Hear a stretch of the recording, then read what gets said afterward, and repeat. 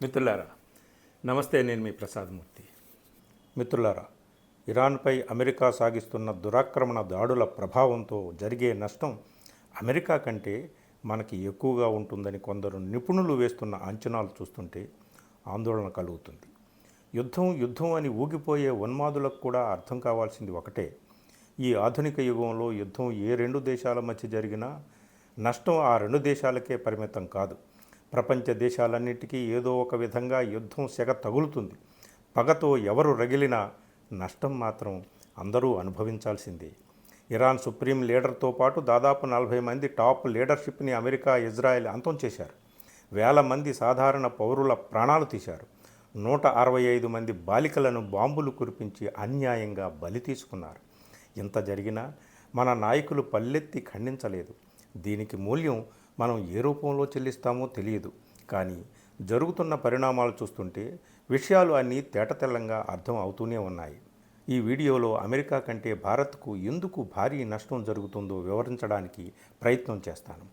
Strait of హోర్ముజ్లో మన రవాణా నౌకను కూల్చివేసి ఇప్పటికే ఇరాన్ ఒక స్పష్టమైన సంకేతాన్ని భారత్కు అందించింది. ఇది ప్రత్యక్షంగా కనిపిస్తున్న నష్టం. ఇక పరోక్షంగా మనకు కలిగే నష్టం ఎప్పటికే పైకి కనిపించడం ప్రారంభమైంది. అదేంటో చూసే ముందు ఒకసారి ప్రపంచం కష్టాలు కూడా 2 ముక్కల్లో చెప్పుకోవాలి. ప్రపంచమంతా ఆయిల్ కష్టాలు మొదలయ్యాయి. వియత్నాం ఇప్పటికే వర్క్ ఫ్రమ్ హోమ్ ఆదేశాలు జారీ చేసింది.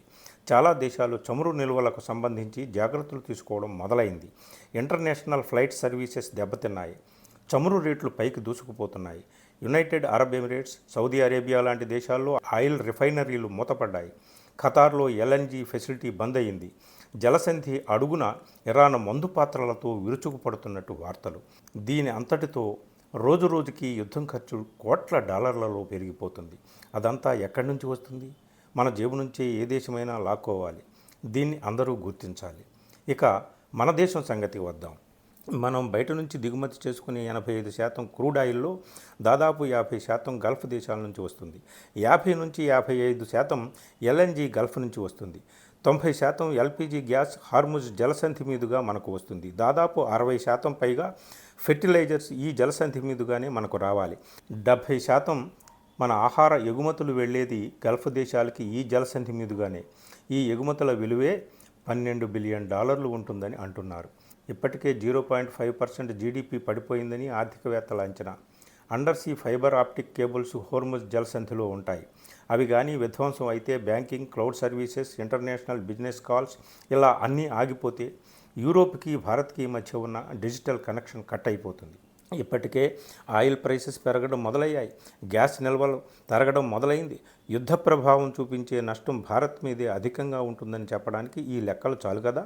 మరి అమెరికా, ఇజ్రాయెల్ తోడు దొంగల్లా ఇరాన్ విధ్వంసానికి పూనుకుంటే మనం మౌనంగా ఊరుకుంటే దానికి ఎంత భారీ మూల్యం చెల్లించాలి?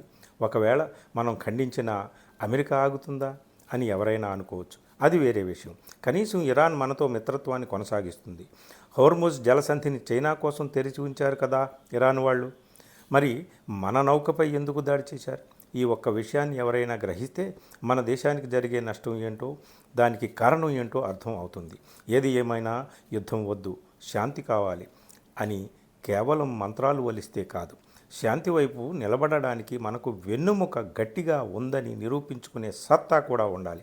అలా లేకపోవడం ఎలాంటి పరిణామాలకు దేశాన్ని గురి చేస్తుందో ఇప్పుడు మనం చూస్తున్నాం. ఇది మిత్రులారా, ఈ వీడియో నచ్చితే అందరికీ షేర్ చేయండి. ఛానల్ని ఇంకా ఎవరైనా సబ్స్క్రైబ్ చేయకపోతే చేసుకోండి. Thank you.